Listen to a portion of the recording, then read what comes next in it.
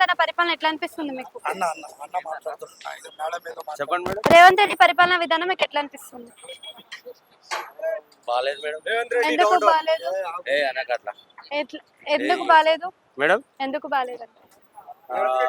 ఎందుకు బాగాలేదంటే ఆటోలు మొత్తం ఇంతమంది ఉన్నారు, లక్షల మంది. వాళ్ళందరూ పొట్టగొట్టేసేసి వాడు ఒక డిసిజన్ తీసుకునే ముందు అన్ని విధాలుగా ఆలోచించాలి.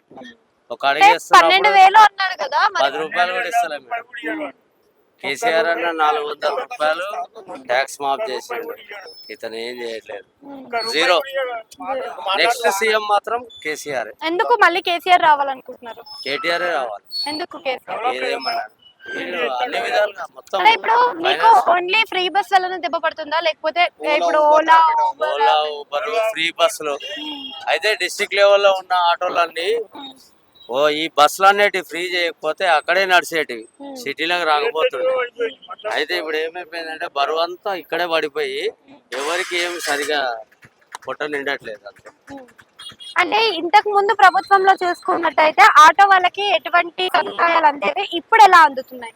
సదుపాయాలు ఏమి ఇవ్వకున్నా పర్లేదు మేడం. మేము కష్టపడి పని చేసే వాళ్ళు పొద్దు నుంచి రాత్రి వరకు ఒక 1000 రూపాయలు పొద్దు నుంచి రాత్రి వరకు ఈజీగా సంపాదించుకునే వాళ్ళు. అప్పుడు ఎంత తీసుకెళ్తుండే ఇంటికి? 1000 రూపాయలు. ఇప్పుడు 500 కాదు 300 కూడా తీసుకెళ్ళాలి. డిస్ట్రిక్ట్ బండ్లు వస్తున్నాయా మరి? డిస్ట్రిక్ట్ లో వస్తున్నాయి మేడం, వాళ్ళకి అక్కడ ఉపాధి లేదు కదా. ఇప్పుడు మేడం ఒక కిలోమీటర్ కు 1 లీటర్ కు 4 కిలోమీటర్లు వస్తుంది బస్సు, 3 కిలోమీటర్స్ వస్తుంది. 300-200 కిలోమీటర్ల దాకా బస్సులు వెళ్తున్నాయి.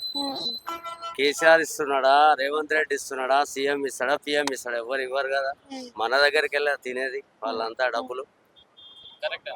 డిస్ట్రిక్ట్ లెవెల్లో మాత్రం తీసేసేయండి, సిటీ లెవెల్లో పెట్టండి. అది కూడా ఎడ్యుకేషన్ పిల్లలకు, చిన్న చిన్న పిల్లలకు, చదువుకునే కాలేజీ పిల్లలకు, ముసలోళ్ళకు వాళ్ళకు పెట్టండి.